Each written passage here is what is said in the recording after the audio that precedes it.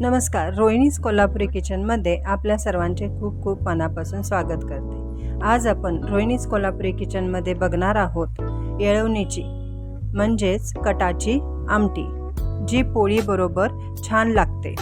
चला पाहूया। करण्यासाठी प्रथम एक टोमॅटो, 1 चमचा तीळ, 1 चमचा जिरे, 3 ते 4 चमचे सुकं खोबरं अगर वल्लं खोबरं, 1 चमचा लसूण आणि थोडी कोथिंबीर, हे सगळे मिश्रण मिक्सरमध्ये घालून बारीक वाटणे। मिक्सरमध्ये मिश्रण वाटत असताना थोडे थोडे पाणी घालून मिश्रण मऊसर असे वाटून घेणे।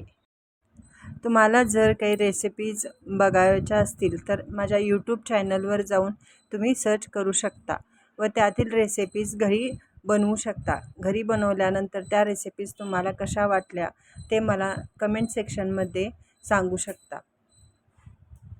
कटाच्या आमटीमध्ये टोमॅटो टाकल्याने कटाच्या आमटीची चव खूपच छान येते। आता तुम्ही पाहू शकता मसाला एकदम बारीक वाटून तयार झालेला आहे। आमटी वाढवताना पाणी जरा उकळवून घालणे। पाणी उकळल्यानंतर 2 चमचे तेल टाकणे। तेलामध्ये फोडणीसाठी जिरे, मोहरी,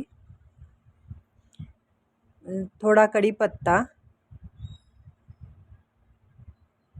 घालणे।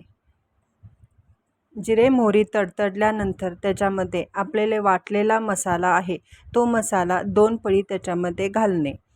मसाला घालून 2 चमचे लाल तिखट, कोल्हापुरी लाल तिखट त्याच्यामध्ये घालणे। येथे मी जी कोल्हापुरी लाल तिखट वापरलेला आहे ते मी घरी बनवलेली चटणी आहे। जर तुम्हाला या चटणीची रेसिपी पाहिजे असेल कोल्हापुरी चटणीची तर तुम्ही मला कमेंट सेक्शनमध्ये सांगू शकता। मी ही चटणी लाल तिखट 2 चमचे वापरलेला आहे। जसं तुम्हाला हवं कमी जास्त तिखट करून तुम्ही ॲडजस्ट करून तिखट घालू शकता। तिखट घातल्यानंतर मसाला आणि लाल तिखट हे छान भाजून घेणे। तुम्ही पाहू शकता व्हिडिओमध्ये की त्याचा कलर पूर्णतः चेंज झालेला आहे। ह्याचा अर्थ मसाला शिजलेला आहे। मसाला थोडं तेल सोडायला लागला की त्याच्यामध्ये आपण येळवणीचे पाणी, जे डाळीचे पाणी आहे जे बाजूला काढलेले ते पाणी त्याच्यामध्ये हळूहळू ओतणे। पाणी ओतत असताना थोडी काळजी घेऊन ओता।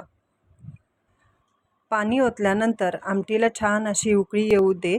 उकळी आल्यानंतर वरून कोथिंबीर व चवीपुरते मीठ घालणे। हा व्हिडिओ बघितल्याबद्दल खूप खूप धन्यवाद। ही कटाची आमटी तुम्ही नक्की एकदा ट्राय करून बघा आणि मला कमेंट सेक्शनमध्ये याची चव तुम्हाला कशी वाटली हे सांगा।